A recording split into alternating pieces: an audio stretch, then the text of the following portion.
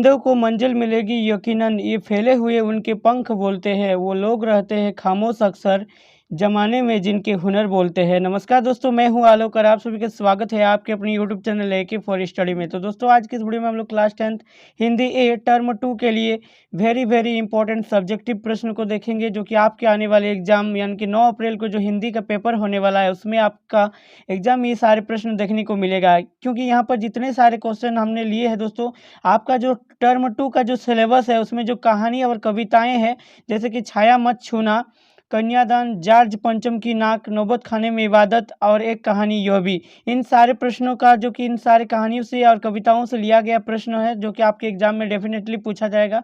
तो आपको क्या करना है, इस वीडियो में अंत तक बने रहना है। इस वीडियो का जो ये पीडीएफ है दोस्तों, ये पीडीएफ मैं अपने टेलीग्राम चैनल ए के फॉर स्टडी 1 पर डाल दूंगा, तो वहाँ से जरूर डाउनलोड कर लीजिएगा। बट इस वीडियो में जरूर आपको अंत तक बने रहना है, वीडियो को स्किप नहीं करना है। क्यों? क्योंकि यहाँ पर मैं जो क्वेश्चन VVI इंपॉर्टेंट, इसमें से भी कुछ क्वेश्चन ऐसा है जो कि एग्जाम में एकदम आएगा ही आएगा। तो उसको जानने के लिए आपको वीडियो में कंटिन्यू वीडियो को देखना पड़ेगा। और उससे पहले आप सभी से रिक्वेस्ट रहेगा, इस वीडियो को एक लाइक कीजिएगा और चैनल पर नए हो तो चैनल को अभी तक सब्सक्राइब नहीं किए तो प्लीज़ यार चैनल को सब्सक्राइब करके नोटिफिकेशन बेल को ऑल पर सेट कर लीजिएगा। तो चलिए आज की इस वीडियो को शुरू करते हैं। तो देख सकते हैं दोस्तों, आज हम लोग क्लास 10th हिंदी ये सब्जेक्टिव सॉल्यूशन देखेंगे। इससे पहले ऑब्जेक्टिव प्रश्नों का सॉल्यूशन कर दिए है।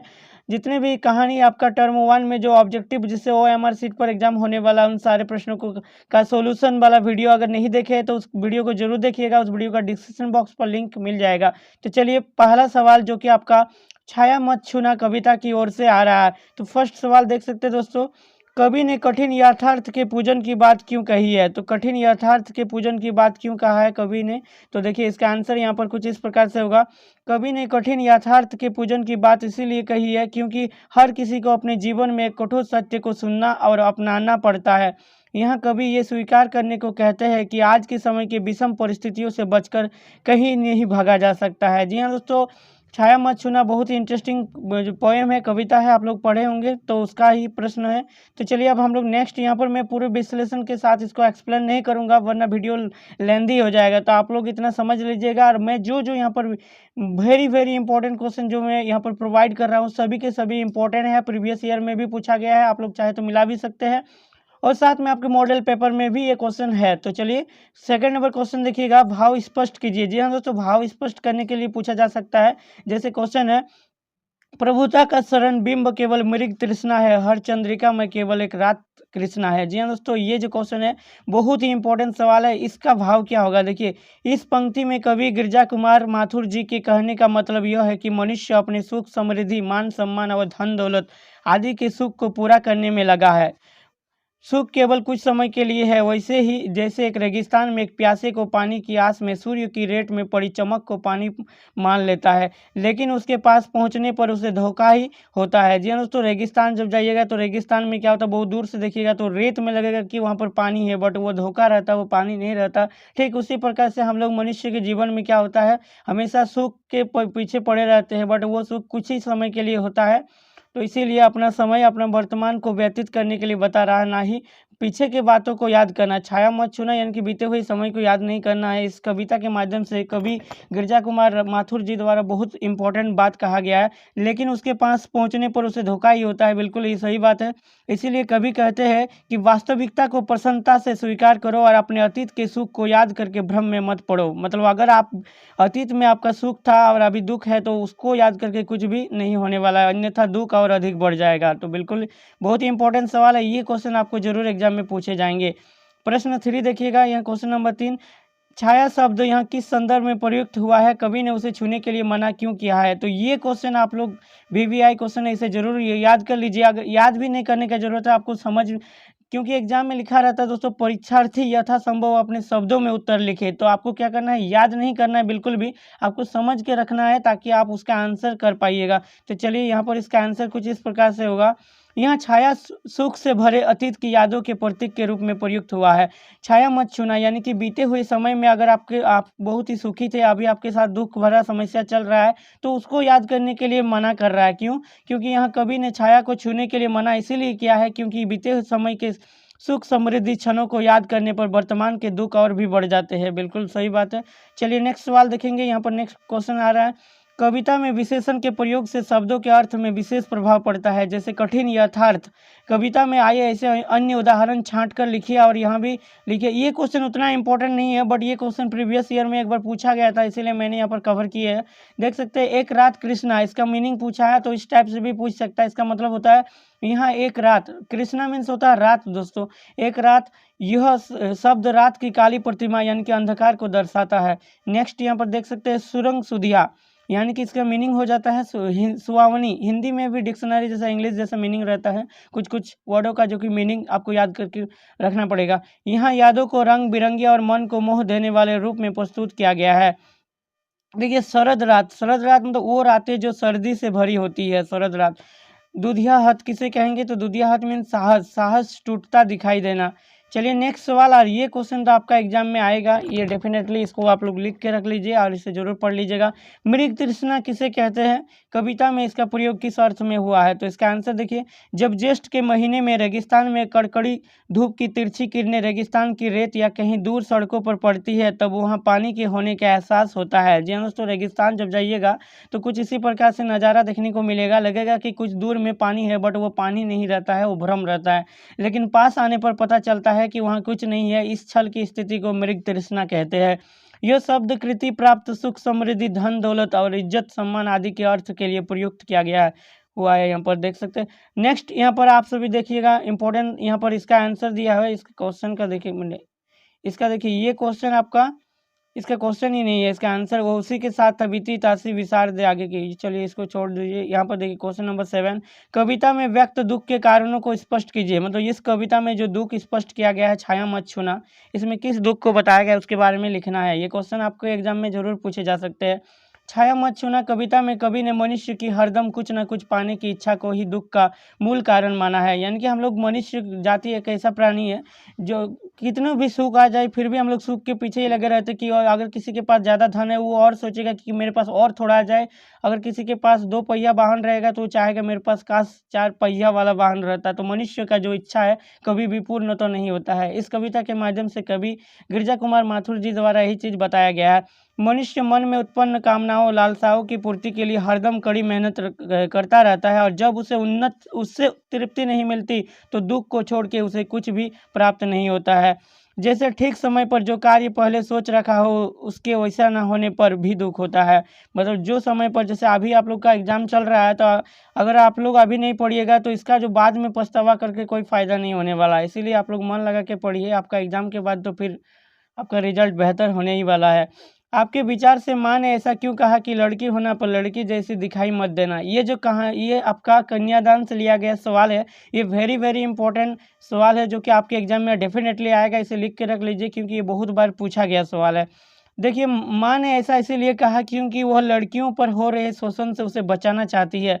कोमलता और सहनशीलता लड़कियों के गुण होते हैं जिसे माँ बनाकर रखने को कहती है, परंतु साथ ही यह भी कहती है कि इतना कमज़ोर मत बनाना कि लोगों का अत्याचार सहन करो, क्योंकि कमज़ोर लड़कियों का शोषण किया जाता है। जी हाँ दोस्तों, बिल्कुल बहुत ही इंपॉर्टेंट बात कहा गया है सभी लड़की जातियों के लिए, क्योंकि लड़की के साथ ऐसा ही आजकल होता है। तो लड़की होना बट लड़की जैसा दिखाई मत देना, इसका कहने का मतलब है इसका जो ऋतुराज के द्वारा जो लिखा गया है ये कन्यादान कविता है, इसके माध्यम से मतलब लड़की को एक बहुत ही अच्छा संदेश देता है कि लड़की होना पर इतना भी साहस मन में भर के रखना कि लड़की पर कभी कोई शोषण ना कर पाए। चलिए नेक्स्ट क्वेश्चन देखेंगे।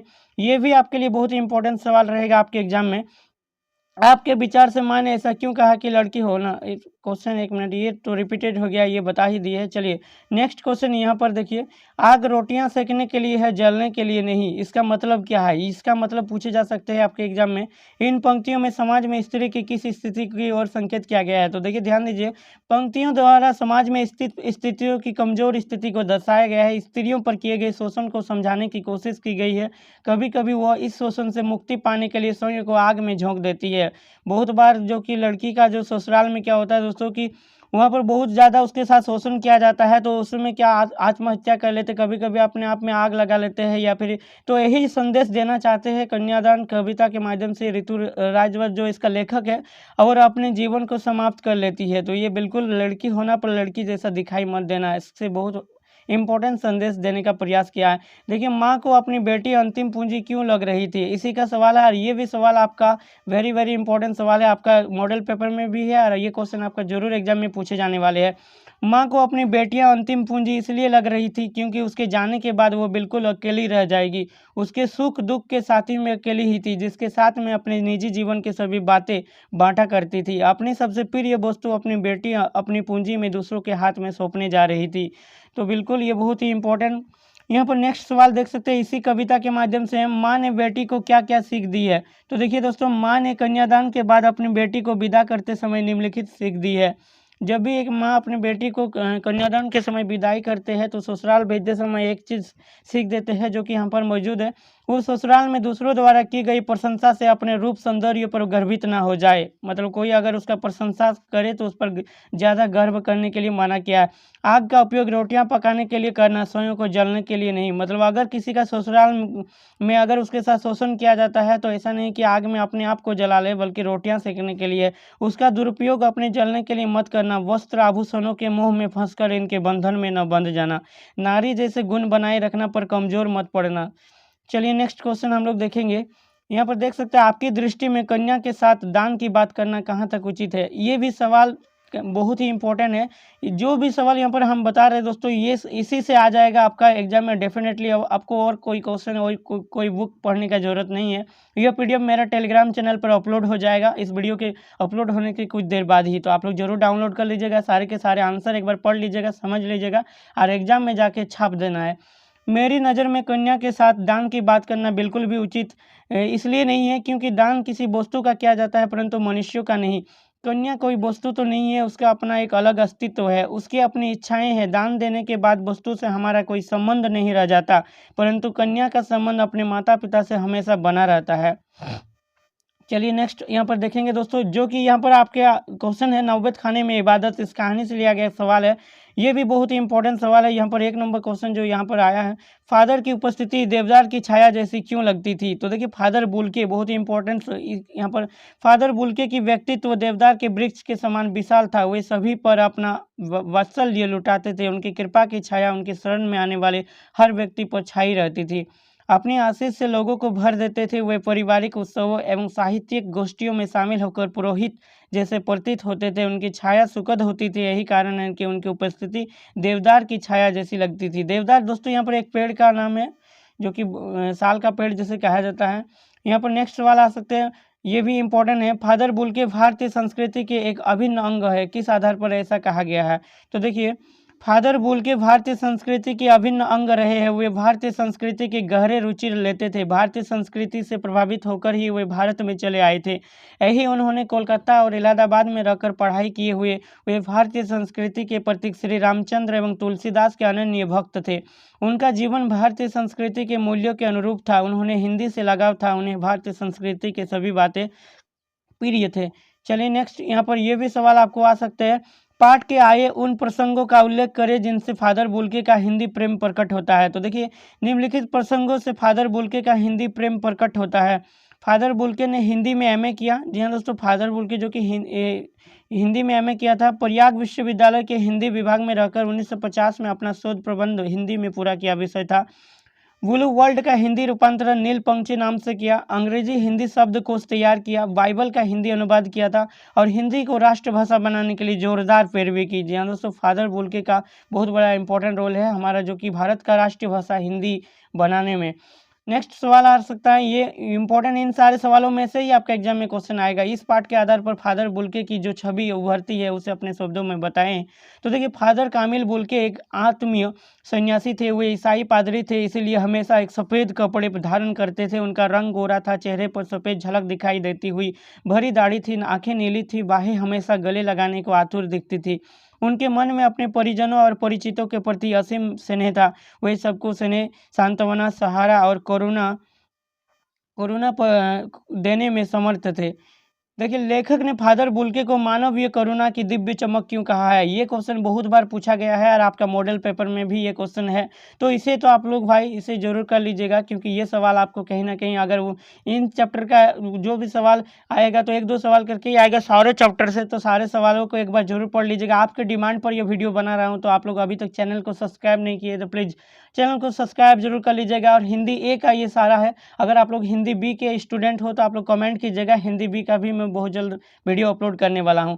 देखिए, लेखक ने फादर कामिल बुल्के को मानवीय करुणा की दिव्य चमक कहा है। फादर के मन में सब परिचितों के प्रति सद्भावना और ममता थी।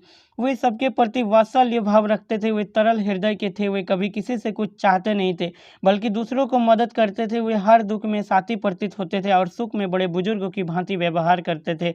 लेखक के पुत्र के मुंह में पहला अन्न भी डाला और उनकी मृत्यु पर सांत्वना भी दी। वास्तव में उनका हृदय सदा दूसरों के स्नेह में पिघलता रहता था। उस तरलता की चमक उनके चेहरे पर साफ दिखाई दी थी। देखिए, नेक्स्ट सवाल यहाँ पर क्वेश्चन आ सकते हैं। ये भी इंपॉर्टेंट सवाल है। नम्न आंखों को गिनना स्याही फैलाना है, स्पष्ट करें। देखिए, फादर बुल्के की मृत्यु पर रोने वालों की कोई कमी नहीं थी। उनके जाने पर अनेक लोगों की आंखों में आंसू थे। उन लोगों की गिनती करना उचित नहीं होगा, क्योंकि उसके दुख और भी बढ़ जाएगा। बिल्कुल, कोई आदमी अगर आपका परिचित है, कोई किसी का अगर डेथ हो जाता है किसी कारण बस मृत्यु को वजह, तो उस पर ज़्यादा दुख नहीं करना है, क्योंकि उससे और ज़्यादा दुख होता है। चलिए, नेक्स्ट सवाल यहाँ पर बहुत ही इंपॉर्टेंट है। फादर को याद करना एक उदास शांति संगीत को सुनने जैसा है, स्पष्ट करिए। इसका क्या है मीनिंग? तो देखिए, फादर बुल्के की मृत्यु के बाद याद करना है ऐसा ही अनुभव है मानो हम उदास संगीत सुन रहे हो। उनका सब स्मरण हमें उदास कर देता है। इस उदासी में भी उनकी याद शांति संगीत की तरह गूंजती रहती है। चलिए, अब नेक्स्ट कहानी आ रहा है हम लोग का, जो कि आपकी किताब का और आपकी हिंदी ए के लिए एक कहानी यह भी। ये कहानी आपका कहानी का टाइटल है एक कहानी यह भी का। इसका आप क्वेश्चन आंसर देखेंगे।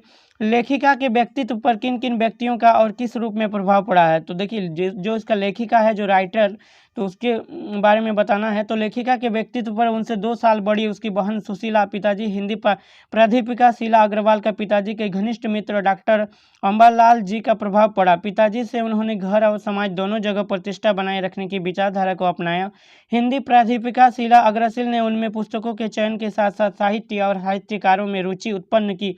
उन्होंने लेखिका को जीवन में एक नया रास्ता दिखाया। हमें यह कहने में बिल्कुल संकोच नहीं होता कि लेखिका के व्यक्तित्व निर्माण में शीला अग्रवाल के साथ साथ डॉक्टर अंबालाल जी का था। इस आत्मकथ्य में लेखिका के पिता ने रसोई को भटियार खाना कहकर क्यों संबोधित किया? तो देखिए, यह आत्मकथ्य, इसमें बायोग्राफी है दोस्तों ये कहानी का। तो देखिए, एक कहानी यह भी आत्मकथा के लेखिका के पिता ने रसोई घर को भटियार खाना कहकर इसीलिए संबोधित किया है क्योंकि उनका मानना था कि रसोई घर की भट्टी में महिलाओं की प्रतिभा और क्षमता जलकर राख हो जाती है। उन्हें रसोई के कामों में उलझकर अपनी कला, प्रतिभा, इच्छाओं का दबाव पर करना पड़ता है। जी हाँ दोस्तों, बहुत बार हमारे देश में अभी तक जो लड़कों की तुलना में लड़कियां बहुत ज़्यादा उन्नति करते हैं, चाहे वो खेल का मैदान हो, चाहे शिक्षा का मैदान हो, चाहे देश के किसी भी रिसर्च के मैदान में लड़कियां हमेशा उन्नति करती हैं। बहुत बार ऐसा कि बहुत गांव, बहुत महल, बहुत शहर में ऐसा होता है, लड़कियों को ज़्यादा पढ़ाई नहीं करने देता है और ना ही उसको उतना छूट मिलता है, बल्कि उसे रसोई के घर में चिपका के रख देता है। तो ये बिल्कुल गलत बात है और इसी को उजागर करते हुए कहानी यह भी बताया गया। इस आत्मकथा को अगर नहीं पढ़े तो जरूर पढ़िएगा, बहुत ही इंपॉर्टेंट कहानी था। वो कौन सी घटना थी जिसको सुनने पर लेखिका को न अपनी आंखों पर विश्वास हो पाया और न अपने कानों पर? तो देखिए, इसका आंसर हो जाएगा। एक दिन कॉलेज की प्रिंसिपल ने लेखिका के घर पर पत्र भेजा जिसमें उसके प्रति अनुशासनात्मक कार्रवाई करने की बात कही गई थी। पत्र पढ़ते ही लेखिका के पिताजी का चेहरा क्रोध से तमतमा गया। उन्होंने कहा कि यह लड़की हमें कहाँ का नहीं छोड़ेगी। प्रिंसिपल ने लेखिका को घर पर रखने का ही आग्रह किया था। वे लड़कियों को जैसे तैसे कक्षाओं में बैठाते हैं, लेकिन उनके एक इशारे पर सभी लड़कियां कक्षाएं छोड़कर मैदान में एकत्र होकर नारे लगाने लगती है। उनके कारण उन्हें कॉलेज चलाना मुश्किल हो गया था। ये सब बातें जब पिताजी बड़ी खुशी भरे स्वर में बता रहे थे तो लेखिका को न तो अपनी आंखों पर विश्वास हुआ और न ही कानों पर। लेखिका की अपने पिता से वैचारिक टकराहट को अपने शब्दों में लिखिए। तो देखिए, इसका आंसर किस प्रकार से लिखना होगा। लेखिका ने जब से होश संभाला तभी से पिताजी ने उनकी किसी न किसी बात पर टकराव होता ही रहता था। बचपन में ही पिताजी ने लेखिका में हीनता की भावना को उत्पन्न कर दिया था। लेखिका के अंदर उनके पिताजी कुठा और प्रतिक्रिया के रूप में प्रतिछाया बनकर रहते थे। स्वतंत्रता आंदोलन के दिनों में जब लेखिका लड़कों के साथ नारे लगाती, हड़तालें करवाती, शहर की सड़कों पर घूमती थी, तो पिताजी को सहन नहीं होता था और वे उसे ऐसा करने से मना करते थे और लेखिका को घर पर बैठने के लिए कहते। लेकिन लेखिका को दूसरे द्वारा दी जाने वाली आज़ादी पसंद नहीं थी। लेखिका का कहना है कि समय चाहे हमें दूसरी दिशा में बहा ले जाए, स्थितियों का दबाव चाहे हमारा रूप बदल दे, लेकिन वे हमें पूरी तरह मुक्त नहीं कर सकती है। देखिए, अब आ रहा है आपका जो क्वेश्चन आ रहा है दोस्तों, ये बिस्मिल्लाह खां वाला जो कहानी है आपका, इस कहानी से क्वेश्चन यहाँ पर लिया गया है। देखिए, बिस्मिल्लाह खां सजदे में किस चीज़ के लिए गिड़गिड़ाते थे, इससे उनके व्यक्तित्व का कौन सा पक्ष उद्घाटित होता है। तो देखिए, बिस्मिल्लाह खां इबादत में खुदा के सामने झुकते। इसमें दोस्तों ये जो कहानी है, ये नौबत खाने में इबादत से लिया गया सवाल है। बिस्मिल्लाह खां इबादत में खुदा के सामने झुकते तो सजदे में गिड़गिड़ाकर खुदा से सच्चे सुर का वरदान मांगते। इससे पता चलता है कि खां साहब धार्मिक, संवेदनशील एवं निर्भिमानी थे, संगीत साधना हेतु समर्पित थे, अत्यंत विनम्र से। देखिए, सुशीरवाद किन्हें कहा गया है, सानाई शब्द की व्यक्तित्व की किस प्रकार हुई। तो ये क्वेश्चन आपका VVI है और नौबत खाने में इबादत वाला कहानी से ये क्वेश्चन आपका पूछे जा सकते हैं। सुशीरवाद ऐसे वाद्य यंत्र है जिनमें नाड़ी यानी कि नरकट या रीढ़ होती है, जिन्हें फूंक कर बजाया जाता है। अरब देशों में ऐसे वाद्यों को नई कहा जाता है और उनमें शाह को शहनाई की उपाधि दी गई है, क्योंकि यह वाद्य मुरली, श्रृंगी जैसे अनेक वाद्यों से अधिक मोहक होती है। संगीतमय कचौड़ी का आप क्या अर्थ समझते हैं। देखिए, कुलसुम हलवाइन की कचौड़ी को संगीतमय कहा गया है। वहाँ जेब बहुत गर्म भी कचौड़ी डालती थी तो उस समय छन्न से आवाज़ उठती थी, जिसमें अमीरुद्दीन को संगीत के आरोह अवरोह की आवाज़ सुनाई देती थी, इसलिए कचौड़ी को संगीतमय कचौड़ी कहा गया है। पठित पाठ के आधार पर मरहम पर्व से बिस्मिल्लाह खां के जुड़ाव का परिचय दे। देखिए, मुहर्रम से बिस्मिल्लाह खां का अत्यधिक जुड़ाव था। मुहर्रम के महीनों में न तो शहनाई बजाते थे और ना ही किसी संगीत कार्यक्रम में सम्मिलित होते थे। मुहर्रम की 8वीं तारीख को बिस्मिल्लाह खां खड़े होकर ही शहनाई बजाते थे। वही दाल मंडी में फातमान के लगाव 8 किलोमीटर की दूरी तक रोते हुए नोहा बजाते पैदल ही जाते थे। बिस्मिल्लाह खां जब काशी से बाहर प्रदर्शन करते थे तो क्या करते थे, इससे हमें क्या सीख मिलती है। तो देखिए, बिस्मिल्लाह खां जब कभी काशी से बाहर होते तब भी काशी विश्वनाथ को नहीं भूलते। काशी से बाहर रहने पर वे उस दिशा में मुँह करके थोड़ी देर तक शहनाई अवश्य बजाते थे। इससे हमें धार्मिक दृष्टि से उदारता एवं समन्वयता की सीख मिलती है। हमें धर्म को लेकर किसी प्रकार का भेदभाव नहीं रखना चाहिए। चाहे देखिए, पठित पाठ के आधार पर बिस्मिल्लाह खां के बचपन का वर्णन करें। ये क्वेश्चन आपके लिए इंपॉर्टेंट होगा, ये क्वेश्चन जरूर पढ़ लीजिएगा। अमीरुद्दीन यानी उस्ताद, अमीरुद्दीन किसका नाम था। देखिए, अमीरुद्दीन यानी कि उस्ताद बिस्मिल्लाह खां 4 साल की उम्र में ही नाना की शहनाई को सुनते और शहनाई को ढूंढते थे। उन्हें अपने मामा का सानिध्य की भी बचपन में शहनाई वादन की कौशल विकास में लाभान्वित किया। 14 साल की उम्र में वे बालाजी के मंदिर में रियाज करने के क्रम में संगीत साधारणता हुए और आगे चलकर महान कलाकार हुए। ऐसा स्पष्ट करें, काशी को संस्कृति की पाठशाला है। ये बहुत इंपॉर्टेंट सवाल है, मॉडल पेपर में भी ये क्वेश्चन है। काशी को संस्कृति की पाठशाला कहा गया है। यह भारत की ज्ञान नगरी रही है। यहाँ भारतीय शास्त्रों का ज्ञान है, यहाँ कला शिरोमणि रहते हैं, यहाँ का इतिहास पुराना है। यह प्रकांड विद्वानों, धर्मगुरुओं तथा कला प्रेमियों की नगरी है, अर्थात काशी संस्कृति विकास का मूल केंद्र है। आशय स्पष्ट करें, ये क्वेश्चन जरूर इंपॉर्टेंट है, ये क्वेश्चन पूछे जा सकते हैं इस बार। फटा सुर न बक्से, लुंगिया का बोया है, आज फटी है तो कल सिल जाएगी। तो देखिए, फटा, इसके लिए क्या इसका मीनिंग निकलता है।